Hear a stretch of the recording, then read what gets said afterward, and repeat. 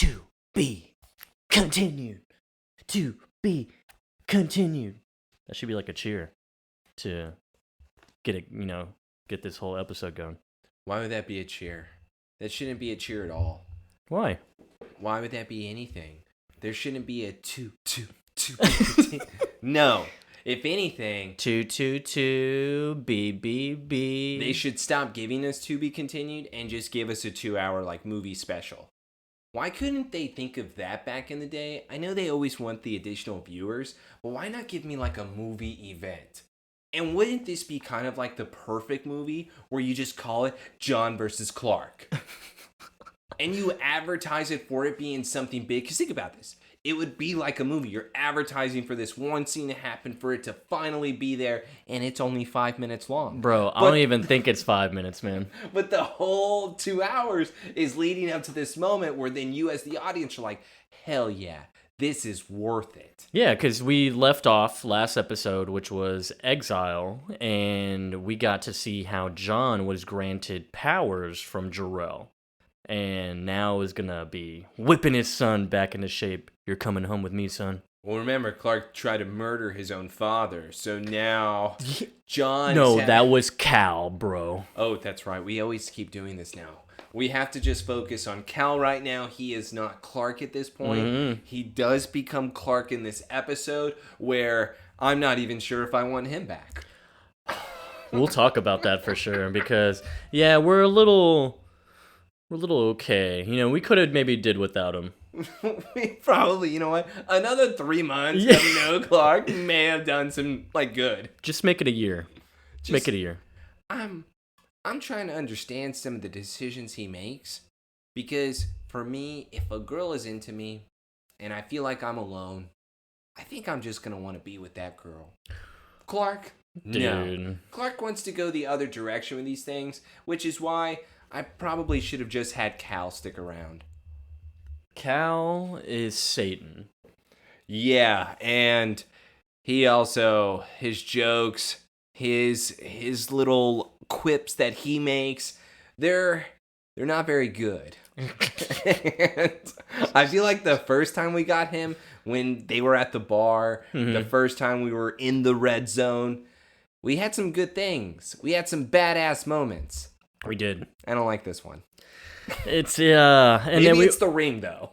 Maybe it's not the right rock. The ring is doing something to him, and we kind of still theorizing on what that is really. Do you think that people in the bar that he goes to makes fun of him for that ring too? It's like, hey man, did you play ball in school? That doesn't even have a graduation date on it. What is that? Are you still in school? What is that? Is that a high school? He says Smallville High Alternative School. Yeah, an alternative school. They wouldn't give out class rings there. Yes, they would. Hold on. Yes, they would if they found the rock near the pond. It says SVAHS. Yes. Damn. What? It's a real deal ring. It's like the remedial class ring. Yes. Trust me, in the future episodes that we're going to be going through, we're once again going to be able to prove that it's an alternative high school. How else do these kids not know each other? It's true. And it seems like such a small town, small school. Everybody would know each other. It's true. And then, yeah, because there's some students that are questionable in this, this crowd or population at the school, because seem like some alternative high school type students. You know who they would have loved to have met? Cal. And Cal would have done well at the high school. Would probably have banners everywhere of just oh, he'd be class president. Yes, everybody like this. You saw how Whitney was the most popular guy by tying up Clark as a scarecrow. Just imagine would Cal be the new Whitney? He would have 8 guys tied up as scarecrows. And he would do it all himself. Yes. No one runs with him. No, you don't want to mess with Cal. He runs solo. How does he do that? We don't ask questions. Yeah, just do what he says. Whatever he says. We also need to bring up again what we talked about last time with the season premiere, was how his actions are just, there's no way you can come back from that. And we're going to have to really dive deep into that because spoiler alert, Clark does come back home, and now he has to face the consequences and the people he hurt I'm kind of glad he has to. He's needing to face these things. Remember, he almost hit Chloe after grabbing her and pushing her. Get out! Lana, he's left for 3 months. Pete, he hasn't even thought about. These are the relationships he's going to have to fix. I don't think anyone thought about Pete. That's true, too. Like showrunners, Except the for writers. maybe Martha and John. That's true, actually. They probably were hanging out with Pete because they're better friends with Pete at this point. They needed like a son-like figure around the farm in order to demand to do chores. What, Pete, you're too good for this? Lex shoveled the shit, you do it too! That's right, and he's bald. And we have the return of Lex. So we also have to have him dealing with those actions of his wife and of his father, where you and I are also going to get into in this episode. I don't know who to believe. This is the worst game of Clue I've ever seen, because I don't think there's a winner. Dude, I'm pretty sure God, I can't wait till we dive deep into really what is going on behind this massive conspiracy with the jet and being abandoned and whatever with Lex. But yes, that's a great point too. We're totally forgetting about Lex here. Lex comes back. He has to deal with those people. And of course, this episode, which is to be continued from last week, is Phoenix, episode 2 of season 3 in Smallville. And of course, Phoenix Lex makes references like this, but I mean, it's clear, rising from the dead, coming back from the ashes, pretty much type thing. So that's why it's called that. Oh, I thought it was like what I was hinting at with the first episode, how we have the Harry Potter and Goblet of Fire hair. This is now Order of the Phoenix. I thought we were going in order. Oh, you might be right on that. Is that not how it goes? I thought J.K. Rowling and Smallville were talking about how they should do this. She was a consultant on these episodes. But yeah, this is Phoenix. The Somebody Save Me podcast is back again to give y'all the nice commentary of this episode, because we finally get like the punctuation mark on this little story that has been happening since season 2 finale, season 3 premiere, and now we're getting the punctuation mark on that. And I can honestly say these first 2 episodes of season 3, they're a lot better than season 2 and in season 1. So it seems like season 3 has already gotten up to a hot start. The budget's up, man. I'm loving all the awkwardness. I can't wait for more high school drama. No. I'm enjoying it. Oh, yeah. All right. Well, we'll dive in a second, but first, as you know, the Harry Potter theme. Yeah, I remember Harry Potter with that one.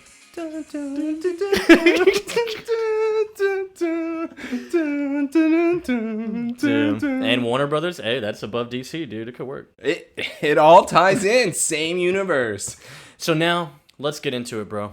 Let's get here.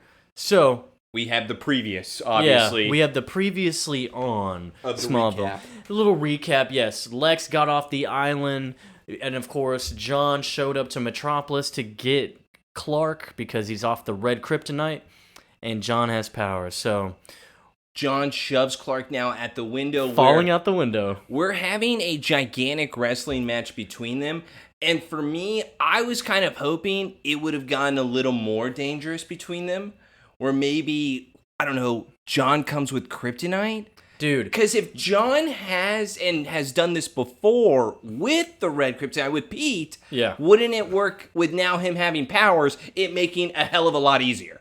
Yeah. Oh, for sure, dude. And I mean, I didn't get that logic either. Like, why would we not just bring some green kryptonite? And that's clearly just going to make him weak. You take the ring off. Boom. You don't even have to fight your son. What did you say to me? And so, yeah, they fall down. And so they turns into a shoving match.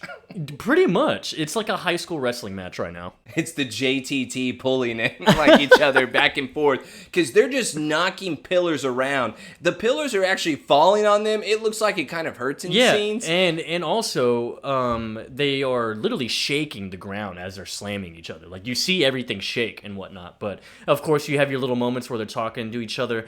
I'm taking you home. And then, of course, John sees the ring, so he tried to take it off of Clark. Clark then, of course, shoves him into the pipe, says, "Don't touch me. I'm going to still have my ripped leather jacket on." No, not the leather jacket. As I walk over towards you, John is not even phased, gets up and says, "Is that all you got, you little bitch?" Now Cal takes off his leather jacket and says, "Let's do this." Yeah, and John's pleading with him, you don't know how dangerous you are. It's not the ring, Dad. I was born this way. You just can't accept Ooh. it. John is now standing there going, "This isn't you. I love you." But of course, Clark then... Dude, I love this moment because the way Clark comes at him is like he's doing The Rock's old wrestling move, bro. Like he was about to literally just grab him from the neck and just choke slam him down. Well, and I like the slow-mo because it, in a way, reminds me of even the Man of Steel type fight scenes where instead of Clark getting the advantage of using that super speed, John immediately reverses it and tosses his ass into another set of, looks like, bars. Yeah, stairs, something, whatever. And, honestly, this makes perfect sense because John, being the adult, he's had the temper. He's clearly been in fights or scuffs or whatever back in the day. He's experienced here, and he's whooping his son's ass. Yeah, but until Cal comes out of the debris as if he's Android 17 here, just saying, "I'm ready to go," and then rips off his shirt, revealing for the first time to John the scar on his chest. John is actually, this is kind of heartbreaking. Horrified. Yeah, this is heartbreaking. He's like, "What the hell?" And he literally asks him, "What the hell did Jarrell do to you?" Yeah, this was kind of a somebody hurt my son. Like, I'm not okay with this at all. I know I went to Jarrell for his help, but after seeing this scar, I'm really pissed. Yeah, it feels bad, obviously, Yes. and of course Clark replies like, "Well, he just reminded me who my real father is," and it's like, shit. All right. Yeah, John is like, "Okay, I didn't deserve that." Clark then throws a pipe at him. I thought he was about to spear his ass. It looked like he was legit gonna get the pipe and just like crazy just javelin toss, bro. But instead he used it as a distraction in order to run behind him, where then Clark grabs Jonathan's throat, puts him up against a steel pillar. He's about to deliver the finishing blow with his fist, and instead... But he hesitates. He stopped. Okay. John tells him, "If I raise a son who could kill, then kill. Do it." Okay, but he just tried to kill him. He just tried to kill him last episode in the office whenever he didn't know that he had Jarrell's powers, and he shoves him into a wall. Because that's like a broken back at least or something. Yeah, he is paralyzed.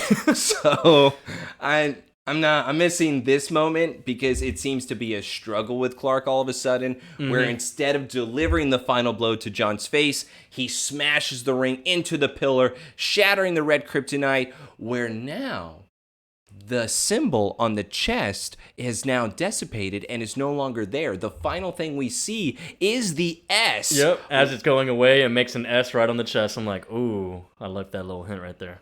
Okay, so now I'm lost. Because we talked about this. Yes, we talked about this because the whole thing was when Clark's chest would burn, he took off the ring and then it would stop. But the ring was never the cause of the burn to begin with. Exactly. And so he kept it on, and at this point, when he hesitated to punch John, he breaks the ring by punching the pillar or whatever. And immediately, John's powers go away. You see the light fade from him, but then you see the burn symbol actually go away. Like, you see just a normal chest on Clark now. So, what was the test, Joseph? I'm confused, man. Can you just tell me? Like, if he took the ring off, then that means the burn symbol should have just immediately went away, no? Yeah. That's why whenever But why is it that he broke it? That means, oh, John did his job? Task is done? So my only confusion... Deal's over? Was the deal with Jarrell for him to put on the red kryptonite? And Jarrell just, manipulated him in order to do it? Because I don't understand how all of a sudden that was what controlled the scar. Yeah, dude, it doesn't make sense at all. But anyways. Yes, going back to now... Just no, it doesn't make sense. If you can explain it to us, please do. Put it in the damn comments! Yeah, comments, tweet us or something. But yeah, Clark's came to now. He's not Cal anymore. He's freaking out. He's sad about his dad because obviously John is worn out. Looks like life just left his body. So... Everyone say bye to Cal. Everyone we no say bye longer to Cal, have him. It's a very heartbreaking moment. Now we're going to be stuck with Jolly Guy Clark. Oh my god. We're probably not going to see Cal or Red Kryptonite Clark for a while. Well, I think we definitely get him next season. I think you're right about this season. Yeah. I don't think we get him again. If we do, then I'll be shocked. I mean, the first 2 episodes having Cal, that's That's a lot after the jokes he was telling. I mean, he That's could have been true. telling better jokes. Because we actually got a lot of appearances, at least with Red Kryptonite. Last season, we had a whole Red episode when he first has it, and then they get it back for the Parasite episode. And I think with season 2, what it automatically... finale, yeah. It just seemed like with season 2, like what we talked about earlier, with it being a roller coaster so much, how it was such a hit and miss season. Mm-hmm. Season 3 seems to already have the consistent flow to it, where now they're already setting us up with the season of Clark's going to have to do so much making up, because how the hell does anybody come back from this with any of your friends? With anybody? I mean, I guess his friends are the only one that knows, because he only missed summer. Nobody else at school gives a damn, because nobody else cares. Yeah. I mean, who would care about Clark Kent? So it's Chloe and Lana that he has to fix. Because Lex has been gone too, so he didn't even jeopardize that relationship either. Yeah, the whole assumption still is that Lex is dead, at least with, not anyone as far as... Well, even Clark knows that he's dead too. Yeah, everyone just knows he's dead, or it's been reported there was the funeral and everything. And so, I think... I don't know. Lex looks like absolute shit in this episode. Oh my god. I was like, man, somebody needs to give him some cream. Dude, yeah, do Just something. put it on. It looks like no one did anything. Like, he took a shower and that was it. He looked like the guy who had like the boils on his face. Dusty Dingleman. That's who he looked like more than anything. Yeah, so the acne scars. When Luthor smiles, it takes me miles. Damn. We get a good Ditto song this episode. We got to play it later, bro. Well, obviously, the budget has gone up once again, because bro. even the effects of that fight scene blew me away. But let's get to Martha crying and looking at a family portrait. Yep, we're looking at the family portrait that actually was the one that fell. In the barn. In the so barn she when decided Clark to keep it and frame it. When Clark basically ruined his cover in the barn, but now we have Clark bringing in John to the house. He's back home. And Martha's just like, oh, Clark. And John's like, yeah, go talk to your mom, you stupid idiot. I'm going to go lay on the couch for like 24 hours. Yeah. Like, give me a beer. I'm going to put on the Sharks game. I recorded it. And of course, Clark is just like breaking down. I'm sorry, Mom, for the baby. Oh, we never blamed you, honey. That's a lie. Yeah. John did. John blamed him for the baby. That needs to be said. Martha just lied to Clark. Or Martha had no idea because she was in the hospital. She was unconscious. John was the one that did this. It's all John's fault. Everything is John's fault. What if John was in the hospital and said, son, we love you. We're going to get through this. You heard those voices in your head? Oh my God, I'm so sorry. Instead of, I don't give a shit. My pure blood's gone. That's true. Yeah. Could have had a full Kent boy. Yeah. But yeah. Clark had reasons to believe.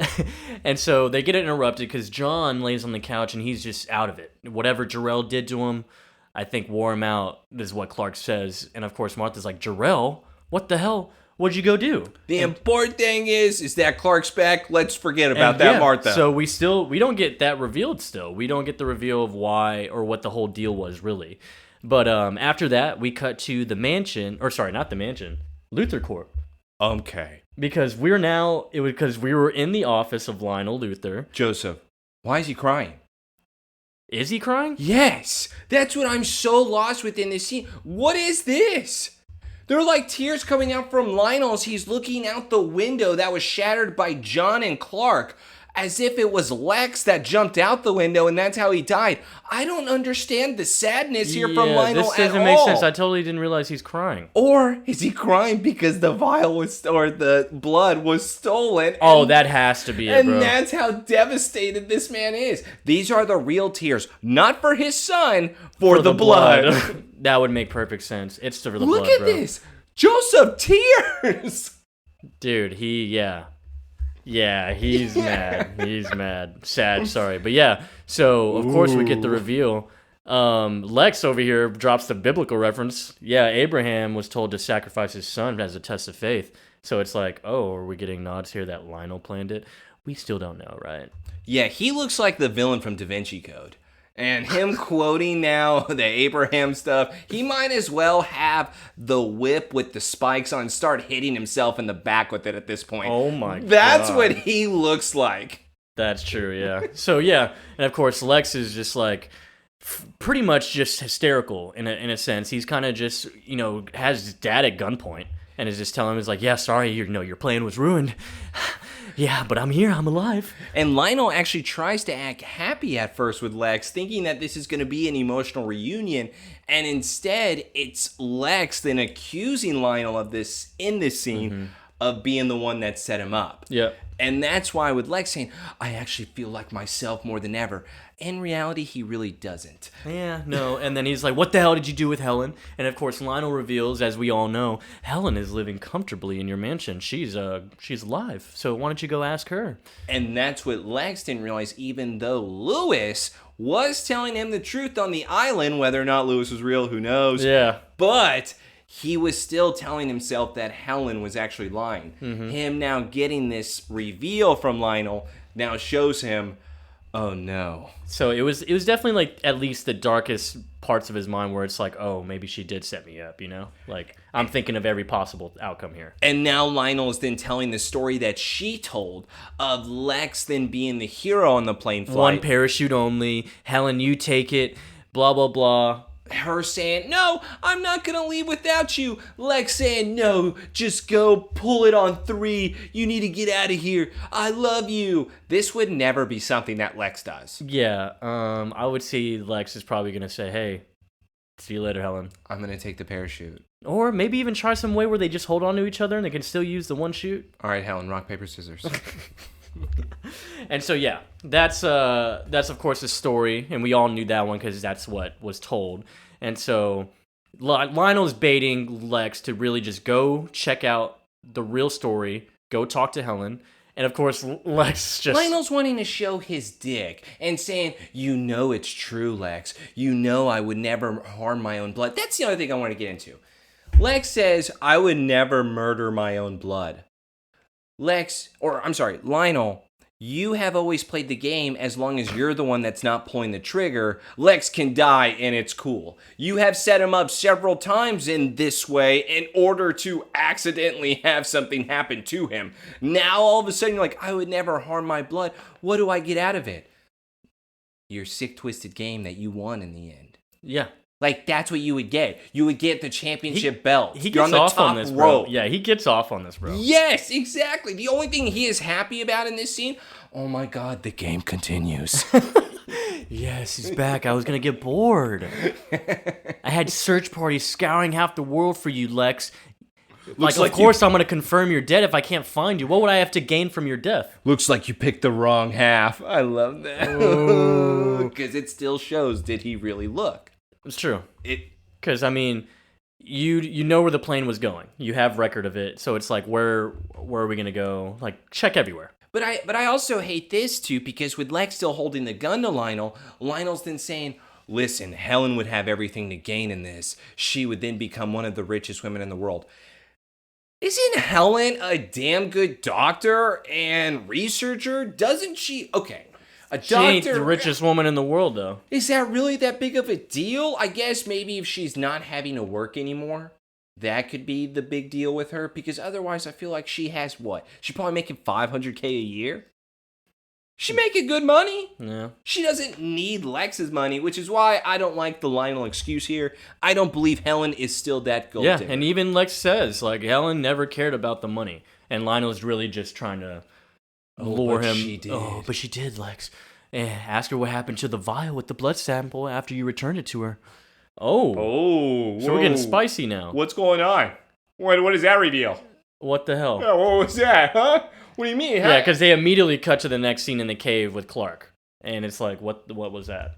And it was pretty much revealing, though, how Lionel was able to get the vial of blood that belonged to Clark. He's insinuating it was Helen. Yeah, I mean, that's, yep. And so, of course, we have here in the cave with Clark and John. Clark is questioning, of course, why the hell would Jor-El even agree for this, but when he wanted me to leave anyways? Like, I'm confused. This is where he's even asking John, what happened? What were you able to do? John is still not revealing exactly the deal that was made between them. He just says, Clark, I'm just happy that now you're you again. Clark is now Getting into the mopiness once again, folks. When I was Cal, I mean, it just felt like a huge weight lifted off of me. I don't know if I want to stay. Yeah, what is this? I don't know if I want to stay. What are you gonna do, junior in high school? You don't want to stay? What the hell are you gonna do? Because we've all seen you, how you are with money. Okay, Clark? Yeah, we can go to Metropolis High. I just also think with John, too, listen, I just got done whooping the shit out of you to drag your ass home. You think that you're going to escape again? I'll make another deal with Jarrell, and I will drag your ass back here again. You are not escaping me, Clark. I know, he's like, he's like holding his shoulders like, hey man, no, you want to stay. Not everything's going to solve your problems, but we could do it together as a family, And Clark is still, obviously, I'm not sure if it's that easy, pulls out from his back pocket the vial of blood that he stole from Lionel's safe and says that a guy named Morgan Edge hired me in order to steal this. John goes, Clark, put it back. Who the hell cares? I stole it from Lionel's office. This is the first time I've ever seen John not want to take the high road and be the nice guy like my father. Taylor, you always got to do the right thing. John instead says, open the fucking thing. I want to see what's inside of this. Yeah, he's like, oh. Because they already know how Lionel is. Oh, it better not be another watch. I swear to God, if he's going to give my wife another watch. It kind of even looks like a jewelry case. It looks like a jewelry case because it definitely it looks different from I think the original thing they had it in. It has ML on the case. What if it was just like a secret affair, like secretly got married somehow within, like what if it was the night that he goes and gets Clark? Oh my! Like let's go do it. He's out of the house. He'll be gone for a while. Lionel, you know that he's gone, right? Of course, I have cameras everywhere. He's in my building now. He's scoping out your house this whole time. He's like the guy from Nope who was like watching the surveillance that he hooked up the whole time. And then he starts making phone calls.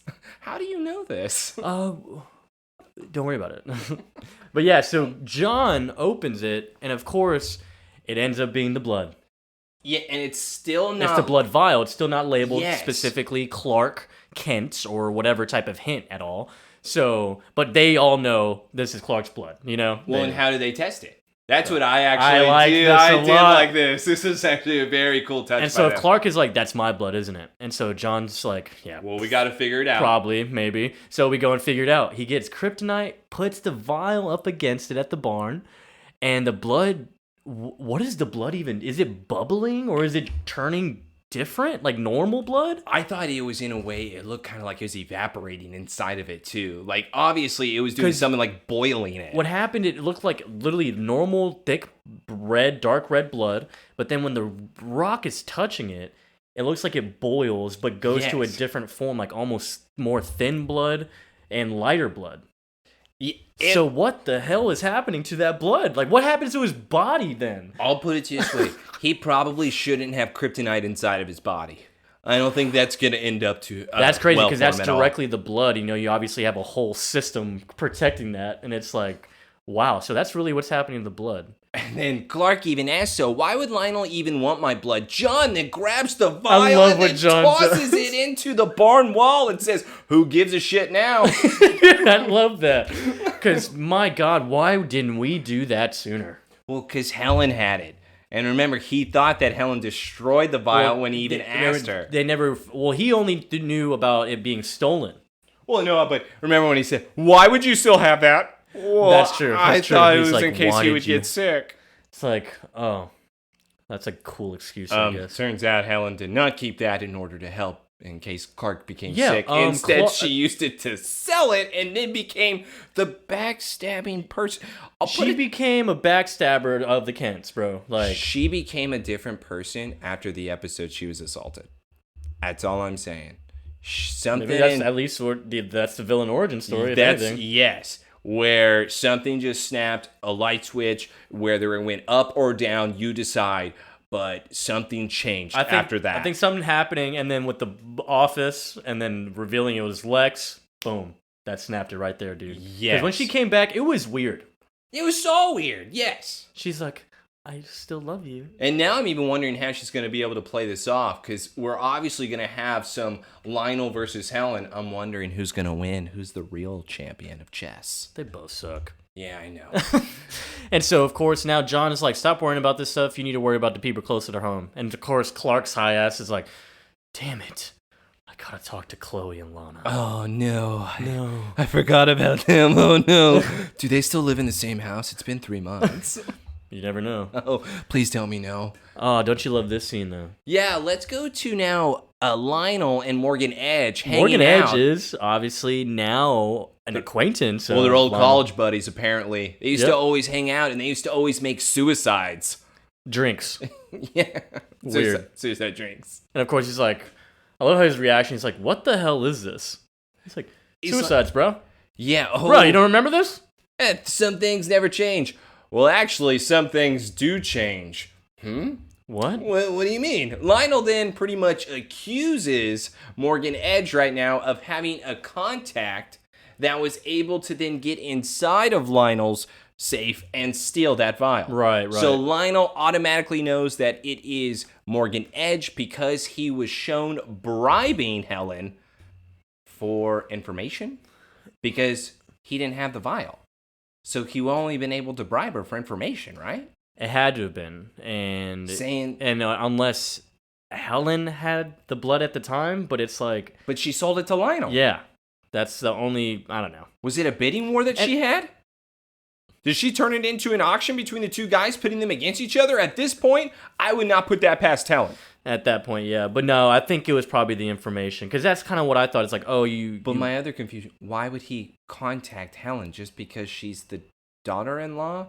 He would think that she have something automatically. It's like, that's a pretty good roll of the dice. Yeah, and when did that happen? Yeah. Was that... I don't know, man. It's so weird. It was that a like weird during, like before the jet thing, or was it? Yes. Was it during the 3 months? I would imagine it was during the 3 months. If we're saying that she sold the information to him, but I wouldn't think she. I kind of get Morgan's approach. Like, why not just? She wouldn't need money at that point either, though. So I don't know what she gets out of this. Dude, I don't know. And just so you know, we have Rutger Hauer coming back as Morgan Edge. He's the established crime boss in Metropolis, and in the comics of Inner Gang, obviously. Yeah, he's actually a DC Comics character, and I really hate how intimate this conversation is. Well, it's pretty Why much... is he in his face like that? Well, it's now going back between Lionel and Morgan. Since they are old college buddies, I guess that means you can talk pretty much a foot away from your face. And they're now saying, oh, well, you better not threaten me, because you know what happens. I'm the one that has the evidence, Morgan. And Morgan then is taken back by it and then says, you know what? You got me. Because Lionel is then saying murder never runs out. I'm going to be able to pin this on you. Mm-hmm. You're never going to be able to get away with this. So Morgan, you're going to play by my rules and you're going to give me my vial back, you son of a bitch. Yeah, what you stole from my office, you're going to get it back to me. And he's like, you have 24 hours. Morgan, I thought, would have been a better crime boss. He's a pushover, dude. Yeah, he kind of just cowards to Lionel, which I was not expecting. The moment you were to say, oh, the statute of limitations don't run out on murder, I know all of your secrets. Who cares? I know all of your secrets. Statute of limitations doesn't run out on your ass either, Lionel. Yeah. Like, how many things could they probably accuse each other of? Then it just turns into who has the better lawyers. Who did it? Who, huh? Yeah? You out of jail? I've done that 3 times. I'm wondering if maybe Helen went to Morgan in order to be able to distract Lionel. It was to get Lionel off of her back, because all Lionel would be doing is snooping around the mansion, which we saw last episode of him hanging out in the library. So she goes, okay, you old ass. That's not bad. I'm going to go up to this dude who I know you know, because I got my own contacts now that I got money, and I'm going to get him to go up against you. I'm going to have this little battle. Does she technically have the money? I would imagine that. I'll put she was shopping a lot, but then again, that could just be her doctor money. Yeah, but she has access to all the cards and all the accounts at this point. Maybe. I mean, it's not like... she does live in the mansion, but I don't know. It wasn't like it was blocked or anything, and they probably had to sign the marriage certificate before they even had the marriage in the beginning. True. When it comes to the wedding. So... I'm going to say she has access to the accounts. She's going on shopping sprees. Nobody cares because, again, even if you probably spend $1 million, it's not, what is that to Luthor's? Bro, that's like $20. They found that in their couch. We come to the Talon on this nice scene when Lana is putting up her muffins, sees through the glass window. Clark Kent just walked in. Oh my God. And he just comes in and says, Can I just say this? Hi. Strike one is you did this in a public place. You're a piece of shit, Clark. Strike two is you just say hi. You just say hi. After all this time of waiting 3 months. Oh, by the way, she went and saw you. You pulled the douchebag club guy again on her. Like, you just saw her like a couple days ago. Yes. And by the way, the first thing, I'm sorry. You should be bringing her flowers now. We should be at like a house. You ever see we should have met up, when she's not on the clock. You ever see Sweet Home Alabama, where the guy he buys her a flower, she wakes up and it's roses all around her apartment, and he goes, "I bought you a flower for every time I thought about you last night." That's exactly what Clark should be doing. He should have just filled her entire her room at Chloe's house, which would have been a great burn as well. Oh man. Just fill up He should have done it in Chloe's room. Wrong room. Oh my God. Like she shows what up. What if? She shows up and he's like, "Clark, what are you doing in Chloe's room?" What? He's high as shit. It's like bloodshot eyes. Who knows? Season 3 Clark could be on the sober train. Honestly, he's acting pretty sober right now. Lana is immediately like, "Clark, is that all you have to say to me? Is hi? That's what you're gonna say to me?" She is huffing and puffing. If I'm Clark, she's turned around. Yes. Yeah, she's turned around right now with Clark at the counter, and of course Clark now says, "I'm sorry. For everything I did in Metropolis and here, and I really messed it up." And Lana's just like, "I keep telling myself that it wasn't you." But then I think about all the times where you're a freak. And I don't know who you really are. Because thank you, Lana. I was thinking the same shit. Yeah, you actually used your logic for once and thought back, hey, this kind of makes sense and adds up. Clark is kind of a weird piece of shit. Okay. Clark needs to do what I said last episode. I was on meth. I was going through drugs. If he put the drug story out there, bro, he's immediately then giving himself an excuse. That's an out right there. You saying you just won't understand. This is not good excuses that he has lined up here. And instead, he even mentions to her, "I know you need an explanation," but she doesn't. She actually says, "No, I don't." And this is why Lana right now is too good for him. Mm-hmm. You warned me there were things I wouldn't understand, and I guess I just didn't want to believe it, so you proved that right to me pretty much, and I don't want to expect explanation. And he says, "Well, I was protecting you." Lana just wants to know from what. That's the part she's not able to figure out, because the only thing that keeps hurting her happens to be Clark. Clark is then looking down going, "Damn it, she's right again. Why did I come here?" He regrets pretty much every sentence he's been doing. So. And this is what I hate about Lana. It's because in everything that you said before you left to me, Clark, I thought it was so real. Did you even miss me? Yeah. And that hurts me, dude. That when she said that line and she turns, I go, okay, she's not even mad, man. She's like heartbroken. This is heartbreak, bro. You should be feeling like a dick. Yeah. Clark is the worst boyfriend ever. By the way, it took him 48 hours as a boyfriend, right? Yeah, I think so. It's like 48 hours. Like, man, life's good, huh? Fast forward 3 months. Just came back from meth. But, so, of course, he's saying, "I thought about you every second I was there, but I can't keep doing this to you." And, of course, she just says, "Then don't." That's all he has to do is to stop. Or all he has to do is to tell her something. Why can't he give her little things? I mean, she has seen things. She has seen little things. Why can't you give her a little something? Be like, "So, I can't explain it, but whenever I'm around this rock, it makes me weird." I that's all I'm saying. Let me ask you right now, you being as Clark, because me now, even when I first watched the show, as a kid, would you not just tell her? No, I would tell her. That's what I mean. I don't know if I would full on tell her everything, but I would tell her something that reveals some truth. I would just say maybe I have abilities. Yes. I don't know how.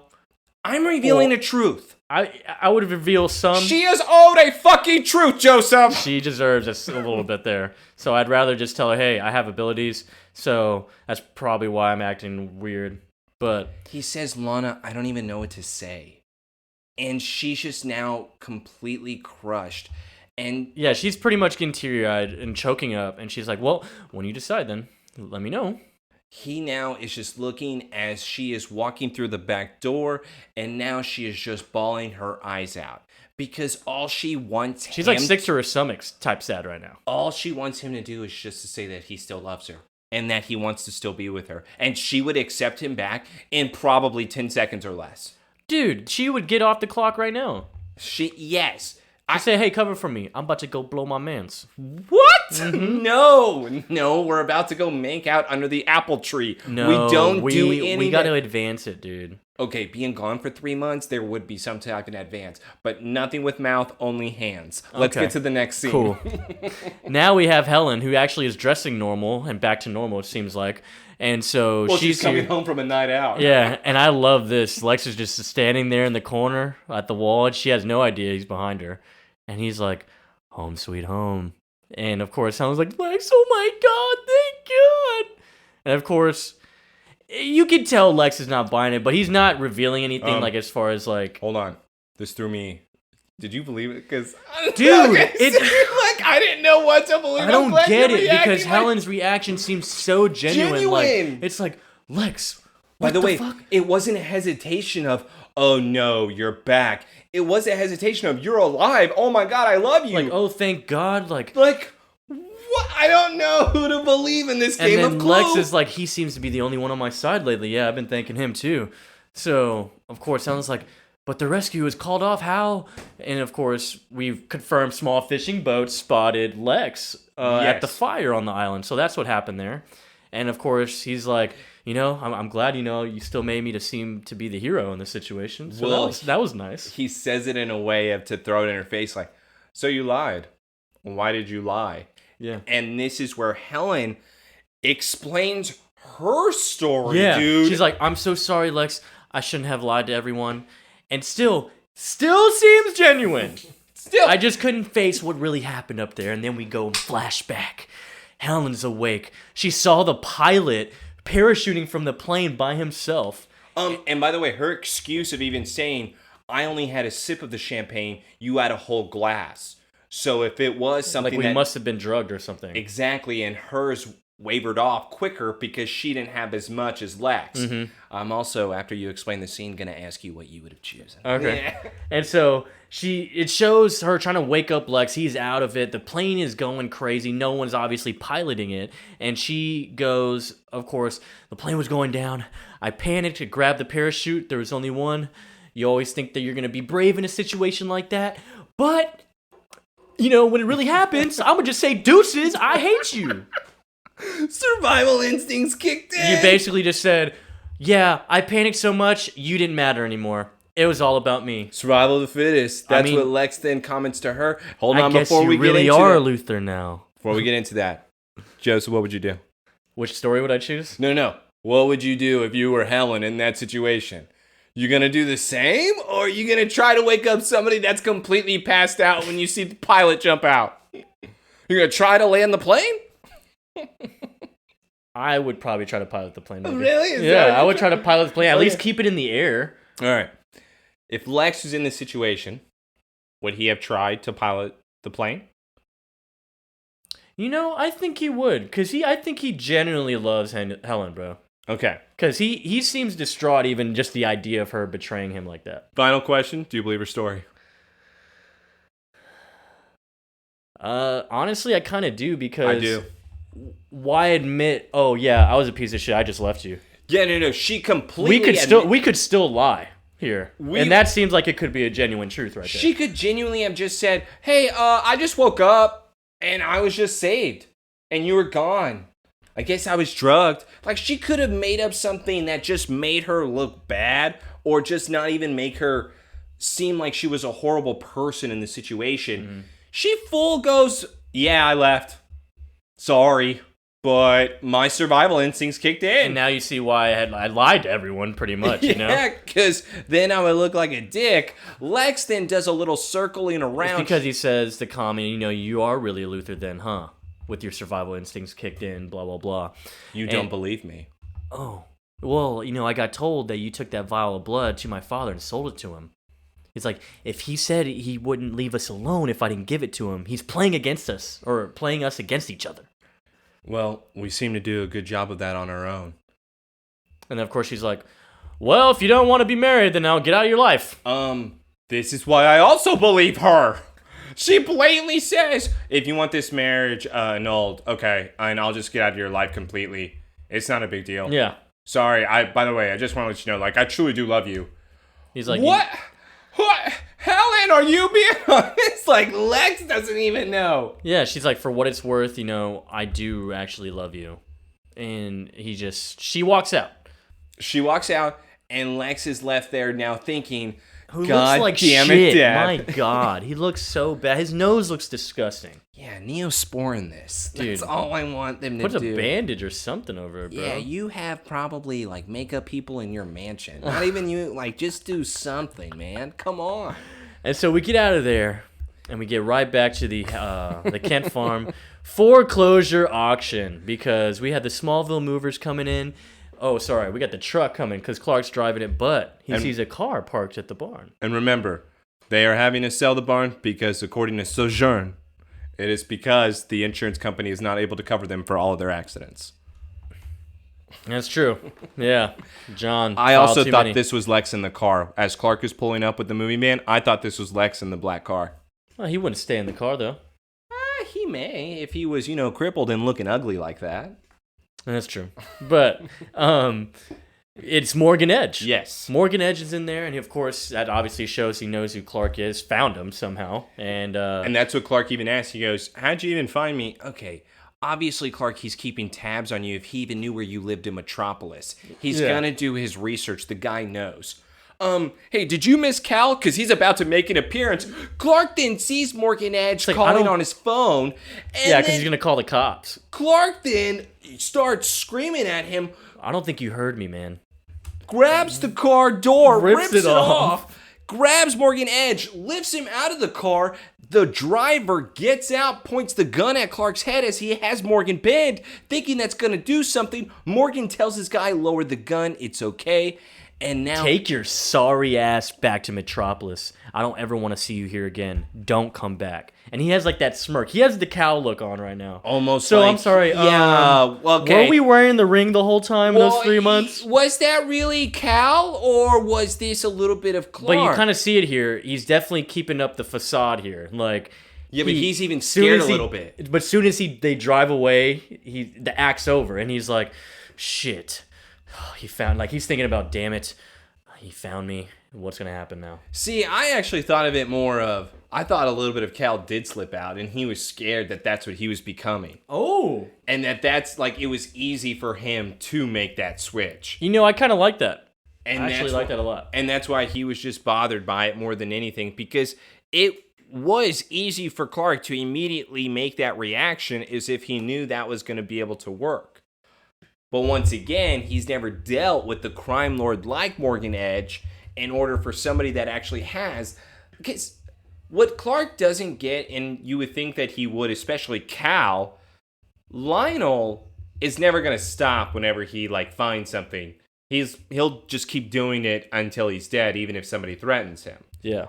Clark doesn't think those people exist still. So with Morgan Edge, where they have that similarity, Lionel and Morgan, it's like Clark doesn't pick up on these things and these guys because no matter what, he just thinks he's invincible as if he's a junior in high school.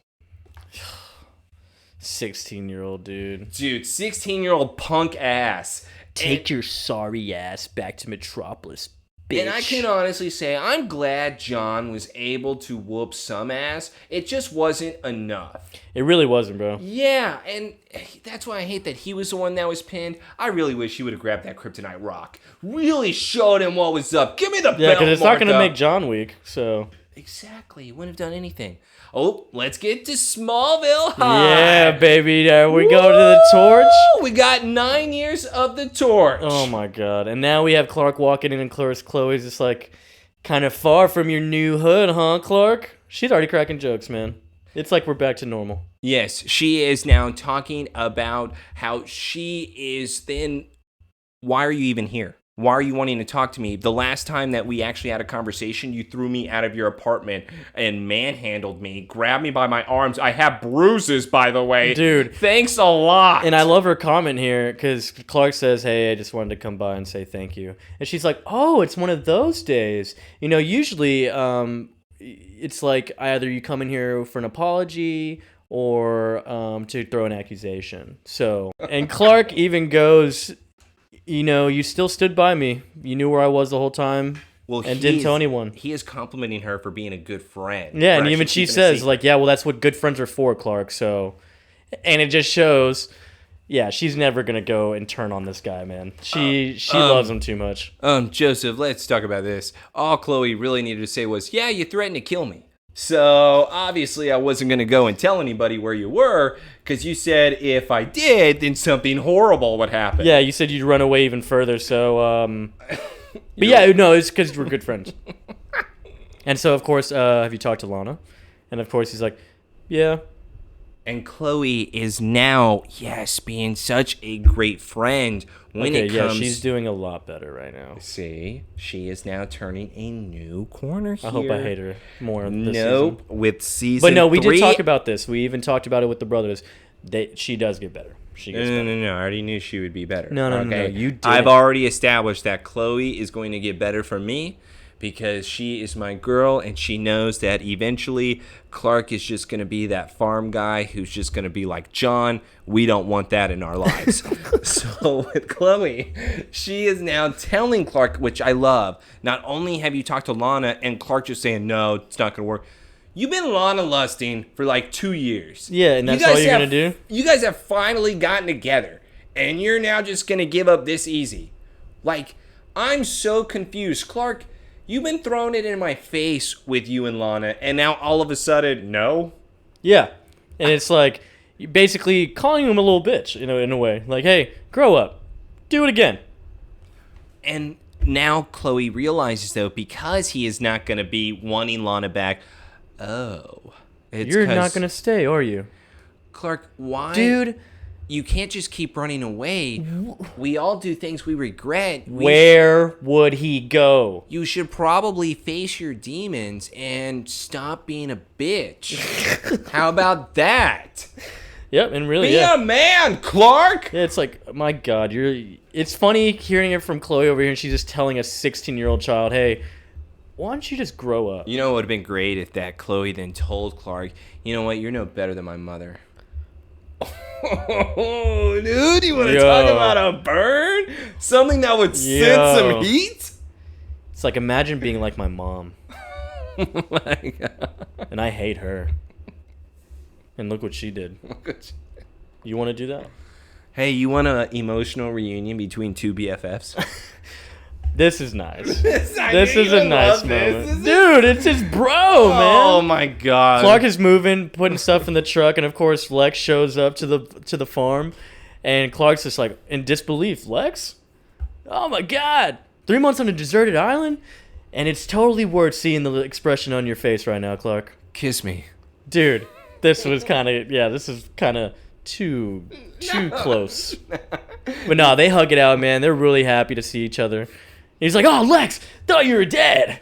Well, apparently fate has bigger plans for me. And that then Dr. Fate comes out. I'm just kidding. I'm just kidding on that. Sorry. Nobu. No. But yeah, so we have, of course, Lex. them discussing... What are they discussing here? Lionel? Well, no, it was Lex just saying, hey, I heard about the farm. Is there anything that I can do? And Clark, you know how my dad is, man. You know how my dad goes. He hates you. He won't accept handouts. But yeah, so Lex, tell me what happened. Something I didn't know that I was capable of. I was able to face my enemy in the face. And I was able to master the evil, become one with myself. He pretty much just feels like that he had some type of awakening to this. Or I was just hallucinating off the malaria. But the enemy that he found was real. I got a good look at myself. So it was like, what, his darkness? Or at least the part I've always tried to ignore. Mm-hmm. Clark, this is very resemblance. I mean, this is exactly what he was going through. You know what, Lex? Sometimes we have to face our dark side sooner or later. Mm-hmm. The problem is, though, Clark, if you stare at it long enough, it can get hard to tell the two sides apart. Okay, Harvey Dent. And that's exactly what Clark has felt, though, with that last scene now with Morgan. And that's what I thought the tie-in was of, like I said, with him being disappointed that he was able to react that way. I thought it was Lex then also hinting at that, being like, yeah, sometimes you can't tell the two apart. You just become that, which is what I thought was connecting with this overall episode. Oh, by the way, did you know that Pete now is back on the ideas for the Talon? Did you know that? Free pickup line. Look what's back, dude. Sonnet Saturdays, free pickup line with purchase. That was his idea, wasn't it? That was his idea, I swear to God. It's unbelievable. All right, so let's get to some awkward high school drama, which I love. Yeah, Chloe walks in all just normal. Hey, Lana. And okay, you can't keep avoiding me, you dick. I wasn't avoiding you. I had things to do. You had things to do at 5:30 in the morning. Yeah, and of course, she just gets so frustrated. Already just... Okay, enough with the little pretenses here. You lied to me about Clark. I kind of hate you right now. And of course, Chloe's just like something we have in common then. No, Chloe, see, it's little things like this, dude. No, see, I wasn't going to be able to defend this. This was the one scene I knew I was going to have to bite my tongue because, yes, she says it with just no remorse. It's like pure attitude. And she's like, you lied to me about Clark, Chloe. So that's why I'm mad. Yeah, well, I guess that's something we have in common then. Joseph, this is what I promise. It's a new school year. That was last year. That was last year. Didn't we settle this and say we were having dinner that night? Oh, hey, by the way, another comic back, Sojourn, is telling us that they talked about this the moment Clark left. Mm-hmm. We can't keep bringing this up. We can't keep doing this, Chloe. We're going to have to get this over with. But Lana does throw that back in her face. Listen, like, dude, I've apologized like 100 times. Like, get over it. It's like, well, no, you're right. I'm over it. Let me just say sorry, and that's it. Chloe, this is bigger than me. This is much bigger than you and your stupid-ass crush. It's true. This is you not telling anybody where everyone he was. was worrying. Okay. Well, of course, it's just back again. The more pressure I put on him, the more he pulled away. I couldn't do that. Can I just go back to this? He threatened to kill me. I just want to say that. I know, in the back of her head, it's like, God, no one knows. This man was about to literally punch a hole in my chest. Yeah, so... And Chloe even mentions that, though, saying, whenever I went there to see him, he acted crazy. It was like a whole different person, and Lana finishes that sentence. That for her, so they both then see eye to eye on this. Clark just has more issues than Rolling Stone. Cool. God, love that journalistic sarcasm and phrases and whatever you want to call it. Chloe then saying, listen, I know what I did was wrong. I'm just really sorry, but I'm going to be honest. It just felt really good finally being back to the person that Clark was able to confide something in. Mm-hmm. All right. Okay. It wasn't even confiding. You just found him, and then he said, don't tell anyone. I hated that Chloe said this. However, Lana then makes the comment back to her, you know what, Clark has been always more comfortable with you, where usually it would be some roll of the eyes, but it wasn't. Chloe then says, yeah, but it's because he's not in love with me. I love that. That is her having realized it. That is her not bringing up old past things. That's not even her even getting emotional. That was a great response from Miss Chloe And it also Sullivan. even helps Clark out a bit. Because it's like Lana's like... It does. That's a good point. Aw, he does love me. It does. It for sure does. Because Lana does need to hear it because for some reason Clark doesn't want to tell it to her. Clark's a little bitch, dude. Little bitch, man. Let's get back to Lex, though. Oh, yeah. Ooh, we go back to the mansion. All right, you gotta explain this scene. Yeah, and so Helen's packing up. Oh, no, that wasn't slow. I thought it's a lot quicker than that. So, well, I've had more than enough space, Helen. You don't have to give me space. You know, the last 3 months I had a lot of space. So, I thought we could maybe give the honeymoon a second try. So it's like, oh.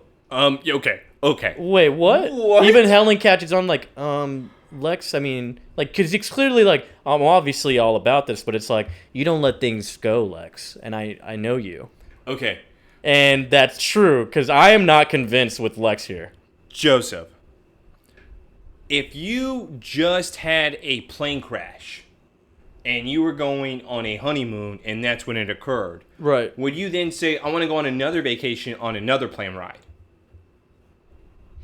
After just getting back? Yeah, it's a good idea. That's what, if I'm Helen, no, I'm not going anywhere with you. I don't believe you. Because that would be weird. That is such a big red flag. And that's all Lex is then explaining to her, saying, listen, we understand each other. We need to be together forever. We're such similar creatures. In a twisted way, everything that we've done to each other, that's why we're perfect. So this is like another Lionel game. What is going on? Yeah, is this the darker part he was talking about? Like, he gets it. He's like, on that island, I finally understood why Lionel likes these games. I'm going to play my own. Oh, but Lex, your father will still never leave us alone. So what are we going to do about him, lover? Yeah. And, of course, Lex is like, don't worry. I have a feeling he won't be interfering in our lives anymore. What does that mean? I thought immediately saying in my notes, okay, Lex has now tried to set up his father for death here. So I don't know if he's going to set up Lionel for a plane flight or... Yeah, it's like, bon voyage, papa. Yeah, I was so confused by that scene overall. I thought something else was going to happen, but never that. No, but we go back to the farm now. Let's go back to the Clark barn. He walks in trying to get his mom and dad, but of course Morgan Edge is actually there. That's an uninvited guest. Uninvited. Wow, unannounced, dude. We haven't had one of those in a while. I mean, Lex was unannounced earlier. Yeah, but that doesn't really count because he wasn't in the barn. I like that the unannounced only in the barn. Hey, Clark. I mean, the damn thing's open all the time. It probably would be the easiest spot to get in. But yeah, so Morgan Edge is holding the parents hostage here. And he says, oh, what, Clark? I just wanted to be able to meet your parents here. They seem like nice people. Morgan Edge has Jonathan, Martha, and he says, Clark, I know you're fast, but there's no way you're able to save them both.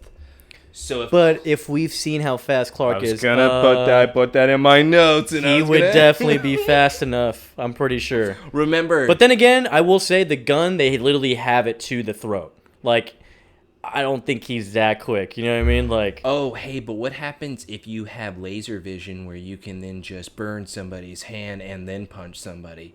Then you can do it pretty quickly, huh? Do some Homelander thing, man. Just laser beam, boom, arm cut off. That's all you would need to do. That's all you need to do. It would take him 2 seconds. Or just the head. Yeah, by the way, both parents would be saved. Just throw that out there. Yeah, he's like, and of course Clark is just trying to put up the case here of like, I don't know, I don't have what you're looking for. And Morgan Edge is looking for the vial. Because obviously, what Lionel told him. Blackmail, pretty much. Then John just said one thing, and the guy decides to just pistol whip his ass.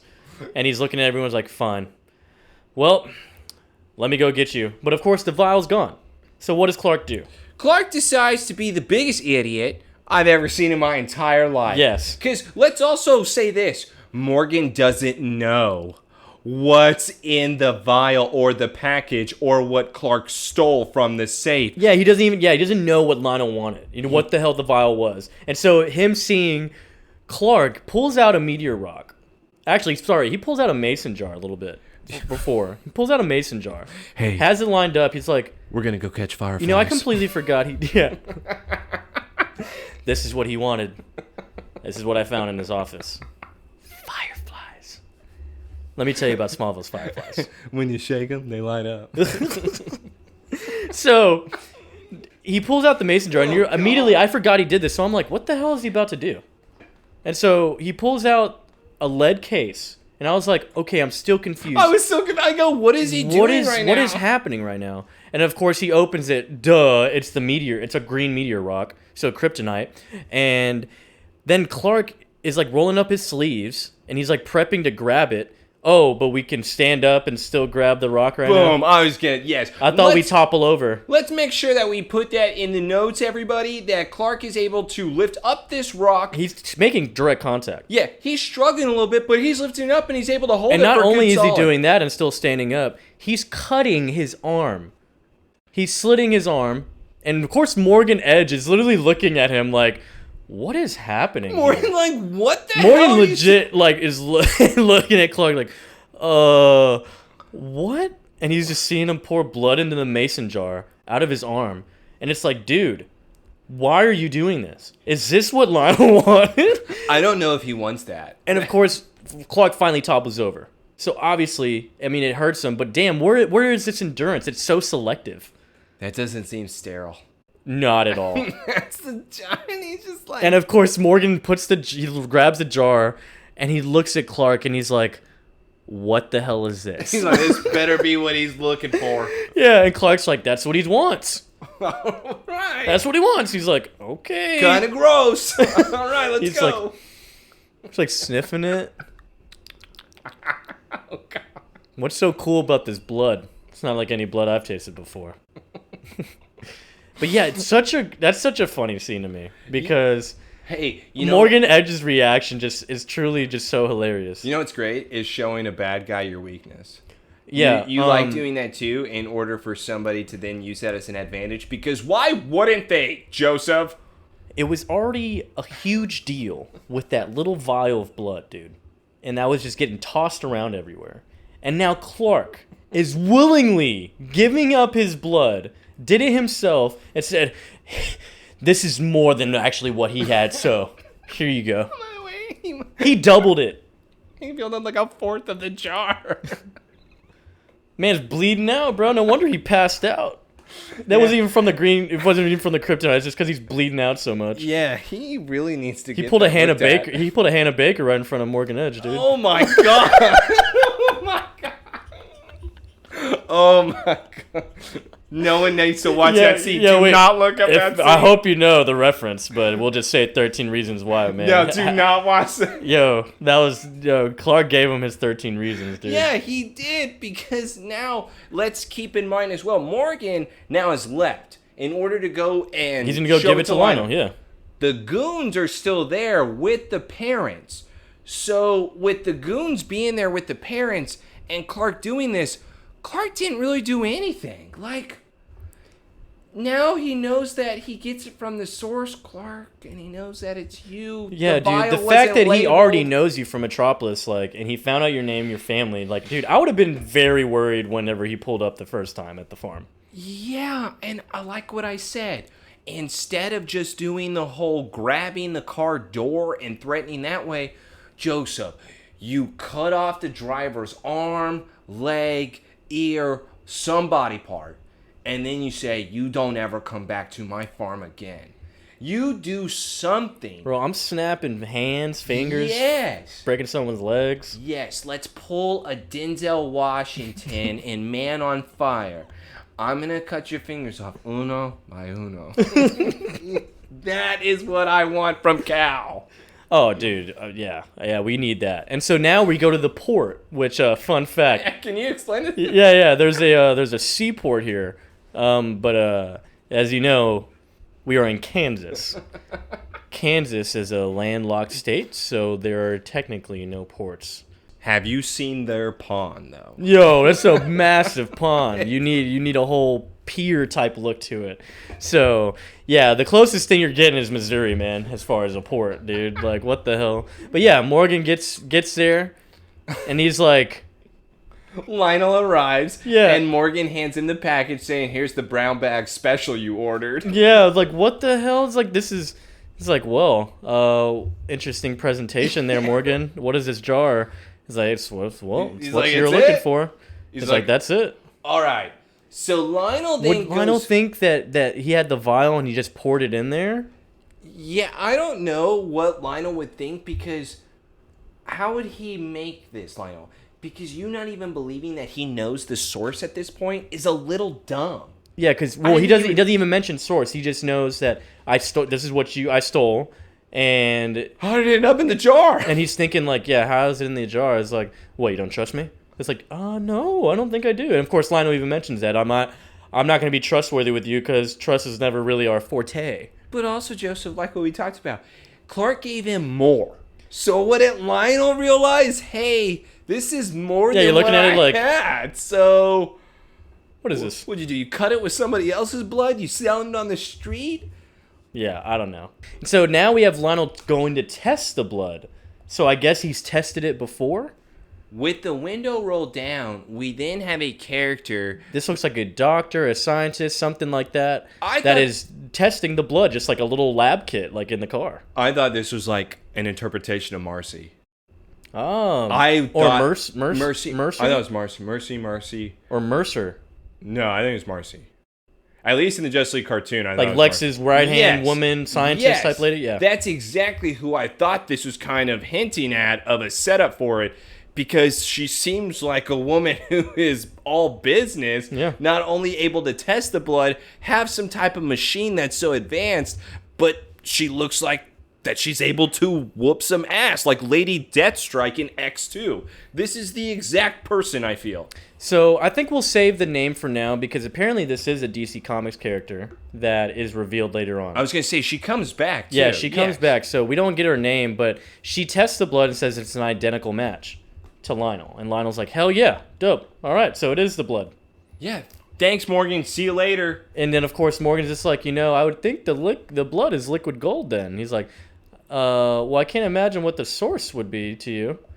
He's like, Lionel's looking at him, just like, let's just say, my contact became uncooperative. Well, they were definitely holding out on you.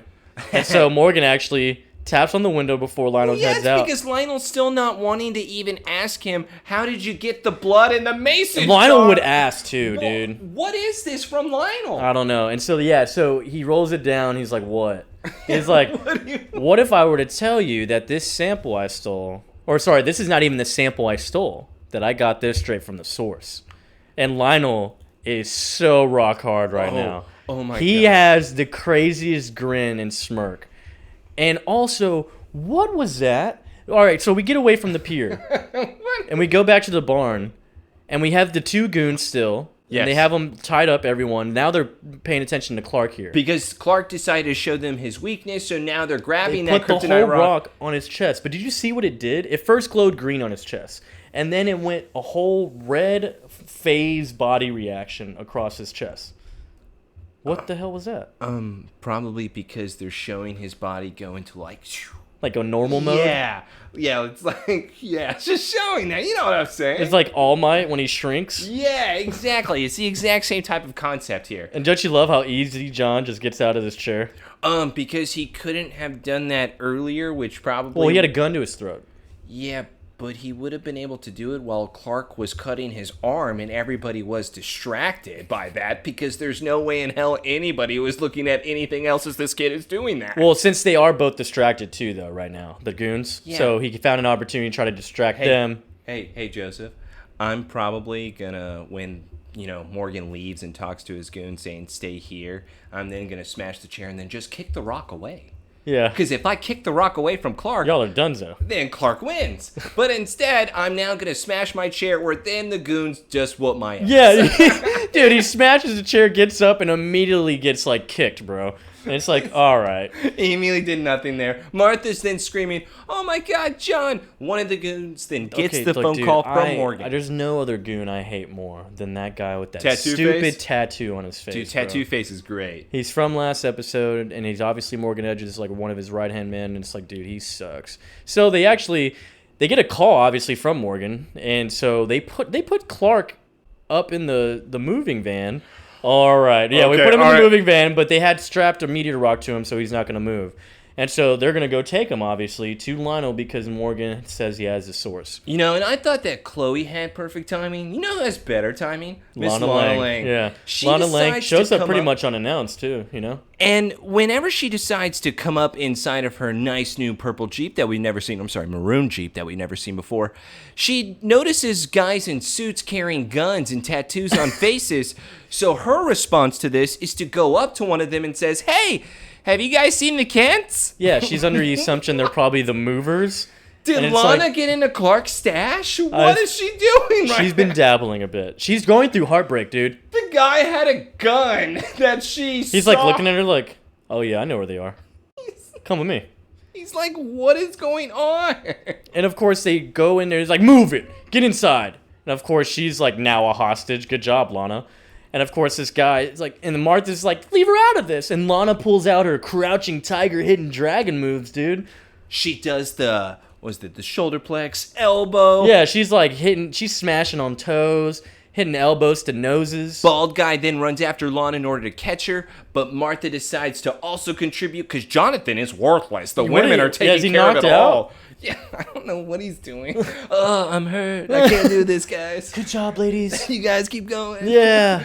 But the guy then holds the gun up. Lana then comes up with a shovel behind the dude's back, whips him. Now this is going to be a battle for the gun. Bald head versus Lana. Oh, dude, I would have shot right there, bro. Soon as that gun is right in his chest or his face, dude, I'm blasting. Yeah, but instead she takes the better approach, which is kicking him in the nuts, then throwing him into a hoe. Yeah, it's like a hoe or a pitchfork or something, and dude. It just penetrates him through the chest. Shout out Tina Greer, dude. This is how she died. Yeah, I mean, actually with the spike, but yeah. A lot of people are being impaled in Smallville here. Yeah, and now Lana is a killer. Yeah, she is just like just Clark. Killed that dude. So now they can have something to bond about even more. They can literally, bond. Yeah. They can talk about every. Hey, what'd you do today? I heard someone. How bad? Do you remember when you killed that henchman? Oh yeah. Do you remember when you killed Cyrus? Yeah. Cool, dude. I think he's still brain dead. Yeah, about Ryan? Just know, Cyrus is still in the hospital, brain dead, until they confirm his death. So, okay. All right, let's go to a scene that doesn't make sense. Okay, thank you. Yes. So let's go. We're back up in the jet. It's like exactly what happened at the season 2 finale. Helen and Lex are cheering to each other. This is the exact second scene, honeymoon. Joseph. Second honeymoon, and of course Lex doesn't actually drink the champagne, and Helen's like thrown off by that. And it's like, oh, you don't want to drink it? It's like, well, I've kind of lost my taste for it, so... I've kind of lost my taste for champagne. That's not funny. So she is noticing that he is not drinking his glass, and yet she is left with her glass. Why is she on a plane with him drinking champagne? Dude, this is weird, man. And of course, he's like the first, like, well, did you sleep okay? And she's like, yeah, I'm good. It's like, well, I'd hate for you to doze off, being in the plane and whatnot. You never know. Because he's making jokes, and she's like, that's not funny. You never know, you might wake up and I could be gone. What the hell is going on? I would be kind of freaked out about this. Yeah. And so, she's like, that's not funny, Lex. I'm jumping out of the plane now. Yeah. And now we're going to get, of course, this weird, it's like a plot or something, because now she's catching on to Lex, like, what's going on? Yeah. Like, because he goes, oh, yeah, that's not funny, Lex. And he goes, oh, I guess you had to be there. And he has like an evil look going on where this is just a fun game for him. Haha, you know what? I am going to go get me a drink. Yeah, he looks like he's obviously pouring up some scotch or something. Helen, realizing that something is wrong, asks what is going on. You know what?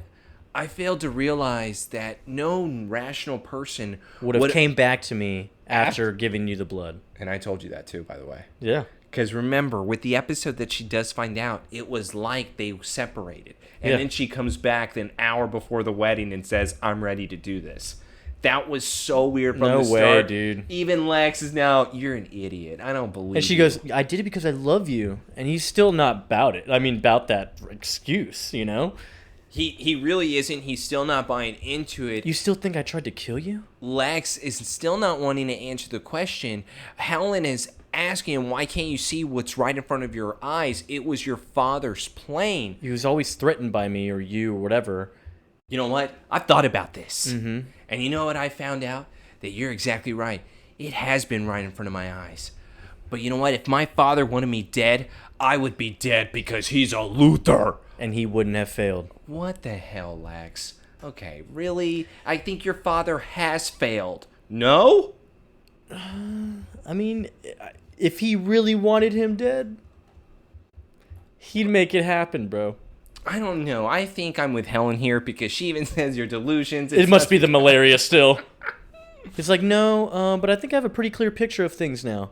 Oh, now we get another flashback. And is this going to be the real story now? You had my father's pilot killed. So we had a whole different person. You snuck your own on board. And Okay. you had the pilot touch down on a small island in order to drop you off. You paid him a prearranged sum to take the plane up again with me still inside. And of course, at some point, he got me away from you, up in the air, flew out far enough to cover the tracks, and then he took a little skydive. I bet he loved how you tampered with his parachute. Ugly surprise. How does he know that?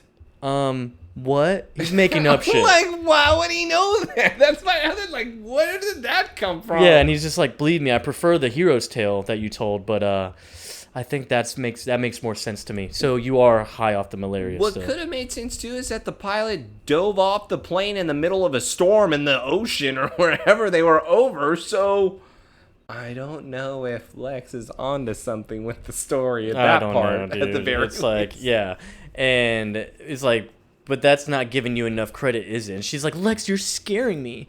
The area where we crashed was given, what does he say? Given the amount of fuel. It was like uninhabitable at the island that he was at. Mm-hmm. But what he did was that he was able to look at the records the of fuel mileage and like how long it would track. You touched down at St. Croix at 7:59 that night. You know what the most twisted part of all this is, Lex? What? And he's like, ooh, I'm intrigued. The reason you get a bullet in your head that day is because I really did fall in love with you. Which would make sense, right? But and she starts pulling out the gun out of her purse behind her. yeah, because he's I learned from my mistakes now. Hold on. Helen has to try to kill Lex, because obviously he's trying to kill her right now in this scene. Yeah, or what's his plan was right that now? the real story? What did he just find out exactly what happened? I don't believe so. And this is why. I mean, after he literally labeled St. Croix at 7:59 that night, that seemed to be he knows. I mean, what if the pilot really did stop for fuel? Because there's always going to be a record of someone landing and someone going. Yes. So that's how he found out. That jet landed at that place. What if just to get fuel, though? Okay, but it still landed. Yeah, but then it went back There's up. There's record of it, bro. With them going back up, though. So Helen and Lex could have still been on the plane, meaning Lex's story was just full of shit. They stopped down to get gas. Or it's real, and Helen's actually a piece of shit. I don't know if she is, because she brought the gun in order to protect herself, because I do have another question for you here, Joseph. She was literally... What is Lex's plan? I think he was just maybe gonna have a nice second honeymoon to himself. What was he gonna do with Helen right now? I don't know. What was his plan?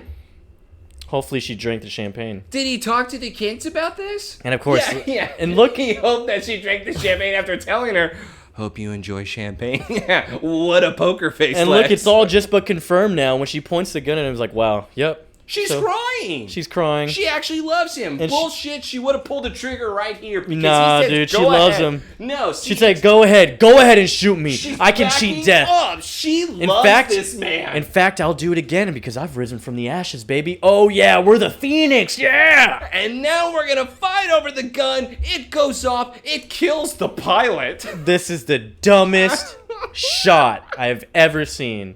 The way they angled this gun, they shoot the pilot.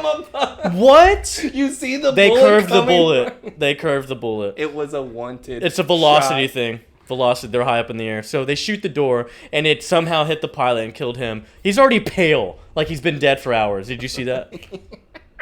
Anyways, Lex actually tries to take control of the plane, which Dad confirms. You did. He actually tries to take control of the plane. He looks back. He doesn't see Helen. Apparently, the door is open.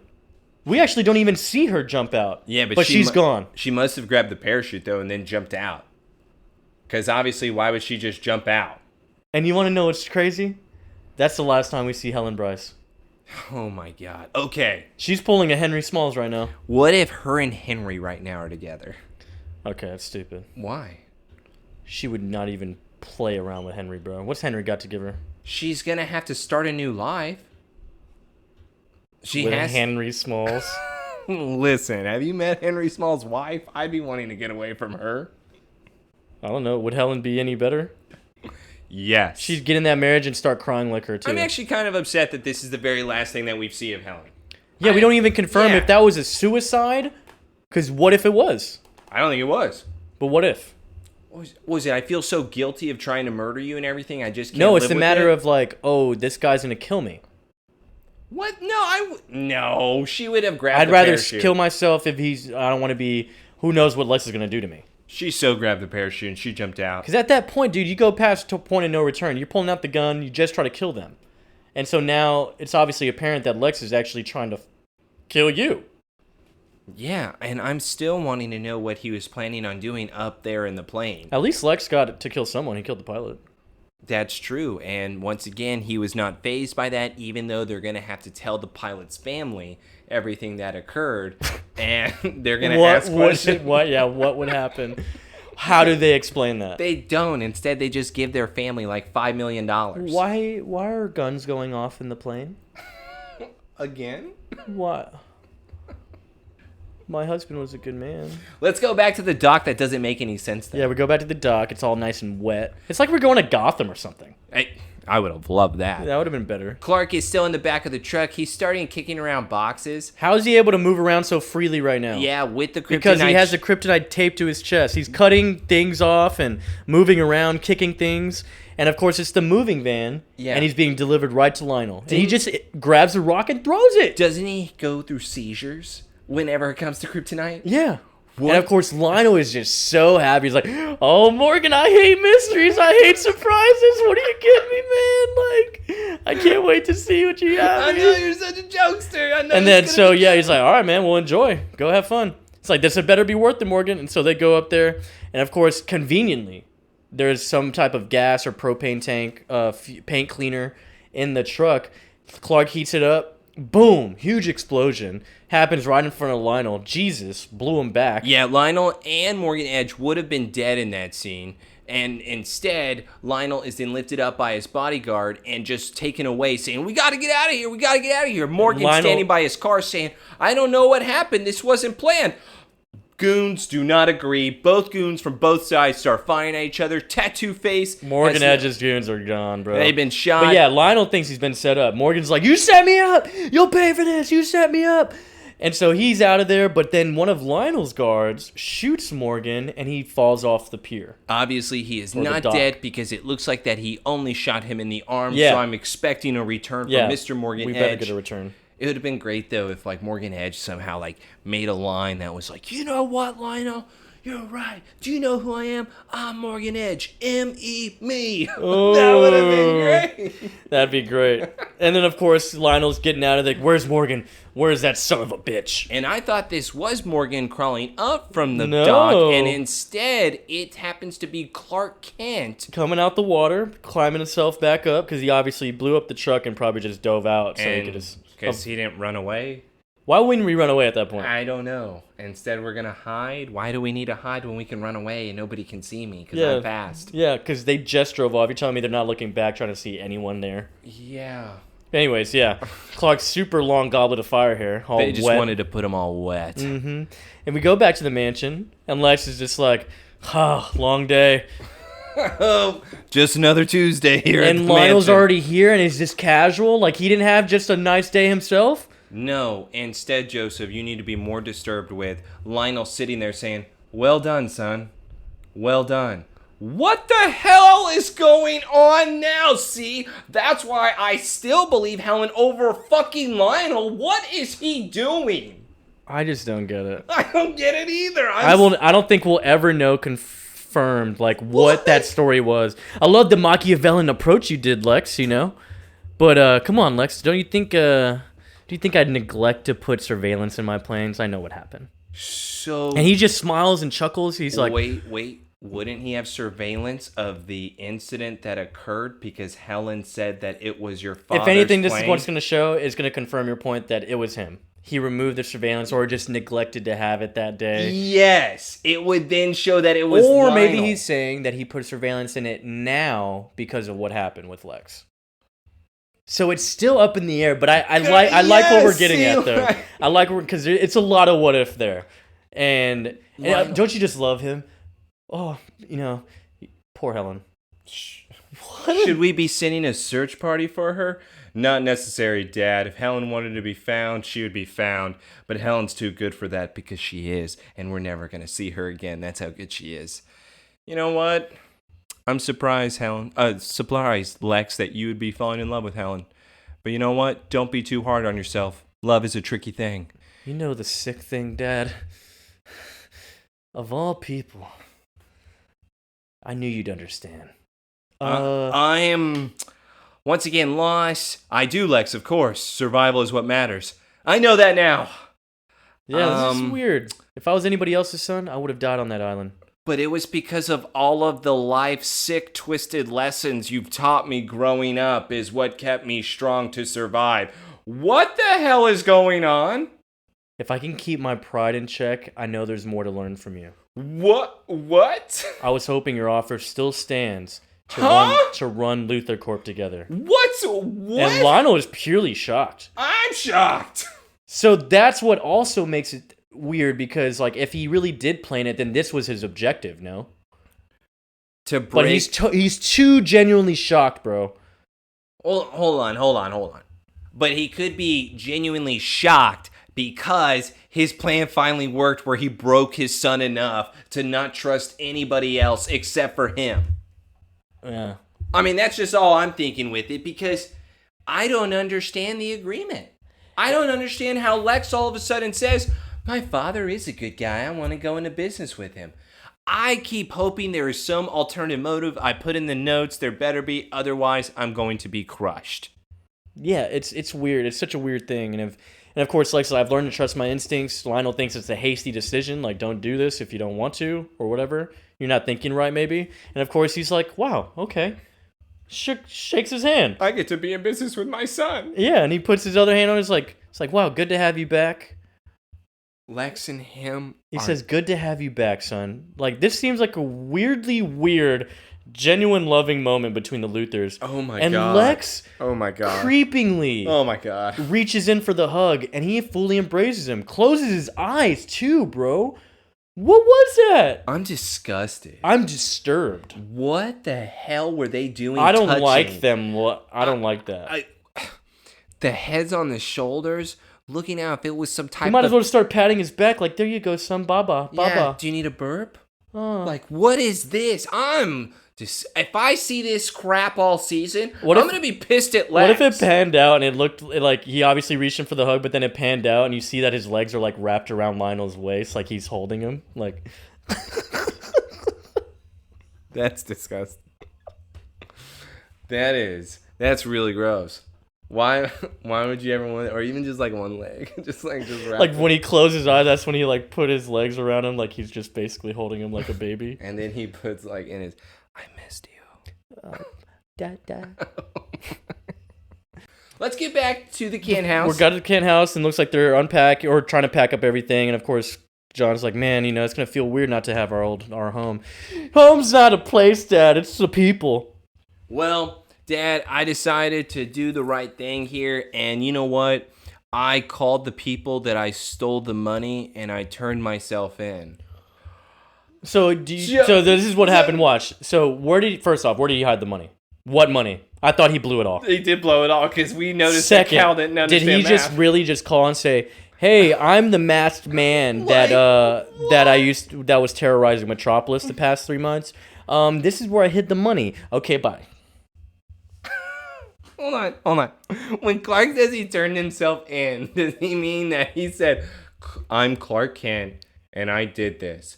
Or did he just say, so this is where you can find the money. Here's an anonymous tip. Like, it has to be the anonymous tip. Because what we found out with the Eric episode, John told them, you never tell them your name, but you wave to them as they pull the person away. Yeah, they're sick in the head. They're sick people. There's no way he told them his name. There's no way. I know where I have the money. His ass would be arrested because he also spent some of that money. Oh, yeah. Yeah, you remember the car? Yeah, I hid it in this bag that this lady took at the car dealership. Yeah. But yeah, so John's just telling him, like, because Clark's like, the problem's never really going to go away because it's in my blood. Like, the problem is my blood. And he's like, well, it's all right, man. You'll be all right. And of course, Lex walks in. He's like, hey. Clark makes a comment. Hey, you're a little late for the auction. Macrame. Yeah, the macrame. You missed the garage sale. And so Lex immediately pulls out a document. And he's showing it to John and Martha. And he's like, they look over it. He bought the farm. But don't worry. I put your names on the deed. But I decided to just buy it. Because you know why? Because the one thing that I did have when I was on that island is this compass that you gave me. And it brought me to Safe Harbor. So because you gave me this free compass you bought at the dollar store, mm-hmm. I was able Family heirloom, dude. There's no way he has multiple of those unless he's not giving one to Clark. Yeah, Clark's not a Kent. So he gives it to Lex and not Clark? Because there's no way it's because he's human. Clark has super speed. He doesn't. Well, it was a wedding gift, so Clark's not married. Who knows if he ever can? We try to instill it that he shouldn't. So it's such a weird, twisted turn with Lex right now because then now he's like really being like loving. Like he just lost the love of his life, but now he's embracing his dad. He tells John, "No need to ever pay me back. I would just hope you consider me a part of the family." Why does John accept it? Because I mean, why didn't he accept anything before? Well, so I know because all of a sudden we're not going to be the manly man. We're not going to push it away. Instead, we're just going to accept it, even though we've done favors in the past for Lex, and he's tried to do this, and I've always rejected it. This doesn't make any sense to me. I think the relationships. What is going on with these people? The relationship's been better. I mean, no doubt for sure. But yeah, it's kind of extreme to accept the whole purchase of your farm. The whole purchase, Joseph. It's not even like a small And I get it too. amount. I mean, maybe it's safe and secure, but I mean, yeah, your names are on the deed, but it's still strange. Like you wouldn't accept like what, a $10,000 check, but you accept that he bought your whole damn land. You didn't accept when the. Well, technically they did because their names are on the deed. Remember when the livestock was poisoned from a Lex Corp employee, and Lex goes, "Hey, I need to reimburse you for this," and John says no. So that wasn't a good time to accept the money. And I guess his sincere comment, like, "Oh, your compass, got me and it saved me, so please just let me, pay you back in this way." So maybe that's why. A very sincere gesture or something. I don't know. It's still strange. So I thought that was a strange scene that people kind of acted out of place. I go, you know what? There's no way that somebody in this episode can be dumber. Yeah. But then I met Clark Kent. Mm-hmm. Putting back up the Kent Farm sign on the house because obviously it is, the house isn't going anywhere. And we got Lana coming in on horseback, and she's coming to see him because, of course, she thought about, wow, Clark really does love me after having that conversation with Chloe. Oh, hey, Lana, how's it going? Dummy doesn't even act. Dude, This is what I mean he with this. He has a huge problem. This is what I mean with this guy. Why are you so casual with this shit, Clark? You need to be worshiping the ground that she is walking on. That's right. Roll out the red carpet. Did you sell it at the garage sale? Get it out. Dude. And so, yeah, she's like, I'm glad your parents are getting a second chance. And, I think everybody will be earning every cent of my allowances here. So, okay. So you're staying, huh, Clark? Yeah. You know what? I think I want to try to put all that stuff that happened in Metropolis behind me. Yeah, that would probably be a good idea. Probably be a good idea to put a lot of things behind us. Idiot. Yeah. But also, what does she kind of mean by that? Like, I'm done with you? No, what she means is, how about we kind of forget everything that happened and we go back to where we were at before... Clark is a lucky son of a bitch, dude. Yes. There is no way you should be... No, I'm with you. I am with you. No one should be talking to Clark after that. No, and yet she is... He's lucky to have parents. Yes, they should have abandoned him. After he got rid of the pure blood, he should have been gone. Dude. But yes, she is saying it like, I want to go back to just us. Like... Clark, I know there are things about you I'm never going to understand. But I'm okay with that. Oh, like, man. What?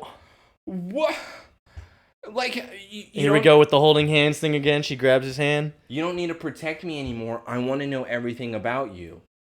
Like, I would just, share with me. Open up. Okay. Dude, would you not just tell her, bro? Whatever it is, I can handle it. Okay. Clark does not deserve her. Like, oh my God. He rejects the hand. And Lana's already heard. She's already, there it is. That's it. It's like, the way you looked at me in Metropolis, you were disgusted. Yeah, every normal person should have been disgusted by the way you were acting in Metropolis, Clark. Yeah, you're disgusting. He's like, no, I was confused. Like, no. Clark, you can't blame me for that. No. Lana, I know you're probably trying to make it seem better, but dude, you don't have to lie to us. I can't, you know what? Because you looked at me that way that one time, I could never have you look at me that way again. Clark, you have fucked her over numerous times. It's the same old story, By the way, this bro. is the third time of her saying in this conversation, you weren't yourself. Clark, she is begging. She's practically on her hands and knees right now, dude. Without her being on her hands and knees, she is doing this right now. She is begging for this man. You know what, Lana? That was, in fact, me. What? Lana, I chose to let that part out of me. And it's always going to be there. So... Trust me, you don't want to know me the way you think you do. So does he remember everything? Dude. Yes, dude, of course. But it's also like, bro, like... Hold on. Here's the fourth time. Clark, that's my decision to make. Just be with me. No, I don't think I am. Yeah, I'm not going to share with you these cool secrets I have. Like, why does he think that she is going to just hate him? I mean, I get it. Maybe he's really just thinking deep down, I am the reason. Like, he doesn't want to tell her everything because I am the reason your parents are dead. I'm the reason you hate, Nell, because she ended up having to be your mom after your parents died. Last year, I tried so hard to be the right guy for you. But I'm not. I'm just not the right person. This will never work. Get the fuck off my property. Dude. And she takes it that way, to be honest. She looks down and is just like, what was that? That's exactly, yes. There's no word said. No. And it's like, and of course, Lana. she just tells him this is probably the last time. Clark, you never had to try. And we have Ditto's White Flag song. Always and if you're a fan of Ditto, man, like, oh, dude, we gotta play that one time. Oh, dude. And that's what we end on. End credits. Ditto, White Flag, the official breakup of Lana and Clark, dude. Like, wow. I'm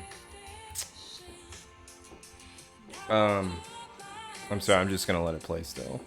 It's just so good. Man. Clark sucks. Yeah, he's the worst. Clark sucks. Doesn't deserve Lana. I hope Lana is able to find a nice guy after this episode. I hope she is able to find real love that does not involve Clark Kent, who just thinks that he can just decide how people's feelings should be and that he's the one that's in control after telling Lana that he's only wanted her ever since he was 5 years old. So he pretty much just dangled bait to a fish and then said, no, you can't have it. Ha ha. Ha ha. I don't want to fish anymore. What? What? Like, nothing makes sense to me with Clark nor with Lex. They both have... Lex, I'm just going to blame on malaria. I think they're making this very clear. The man has been hallucinating because of the malaria. Oh, dude. Yeah, for sure. And... yeah, oh, man. Clark, does he have malaria? What a roller coaster that was, dude. Like... what on earth, man? Yeah, so we end on that, and that's our punctuation mark, kind of, on that little storyline from season finale to now.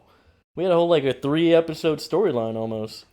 I guess Calling, too. Calling was, like... no, it's definitely. This is a 4-part. This should have been a movie. That's, Smallville should have really capitalized on that, Yeah. Like, that format. Because it worked with Justice League animated series. Doing... part 1, part 3 of every like little arc, and then they move on to the next story.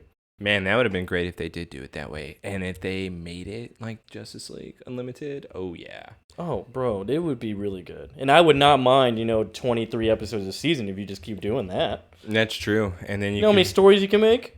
So many.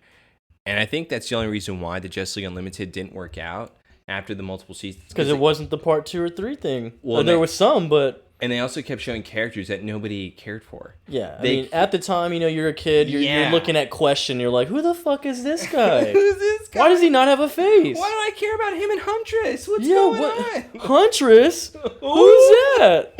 But yeah, Huntress, big character. Question I actually do love. Yeah, we all know, obviously, who they are, but it's just like, at that time, you're younger, it's like, okay. All you need is the Question. The Question episode is good, though. Well, Lemire, if anyone ever needs a storyline, just read that DC Black Label storyline. It's so good. That should be made into a damn movie if you want something good.